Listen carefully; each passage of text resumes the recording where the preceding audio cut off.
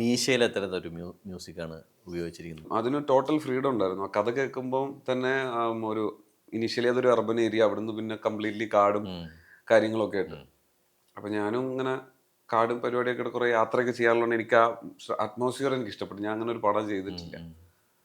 അപ്പം ഞാൻ അതിൻ്റെ മ്യൂസിക് സ്ട്രക്ചർ സംസാരിച്ചപ്പോൾ അതിൻ്റെ ഒരു സൗണ്ട് സ്കേപ്പ് ഒന്നും ഇപ്പം MC ജോസഫും ഡയറക്ടറൊന്നും പുള്ളി കാര്യമായിട്ട്, അതായത് ഇതിങ്ങനെ തന്നെ പോയാലേ പറ്റുള്ളൂ, ഇത് അങ്ങനെയൊന്നുമില്ല. പുള്ളി ഭയങ്കര വെൽക്കമിങ് ആയിരുന്നു. നമുക്ക് എങ്ങനെ വേണേലും പരിചയം. സൂരജൻ നമുക്കൊരു സാധാ പരിപാടി ഇതിന് വേണ്ട. ഞാൻ അങ്ങനെയല്ല ഇതിന് ഉദ്ദേശിക്കുന്നത്. അതുകൊണ്ട് നമുക്ക് എന്ത് വേണേലും എക്സ്പെരിമെന്റ് ചെയ്യാം. കുറച്ച് സൗണ്ടിങ് കുറച്ചൊന്ന് മാറി എന്നാൽ നന്നായിരിക്കും എന്ന് പറഞ്ഞു.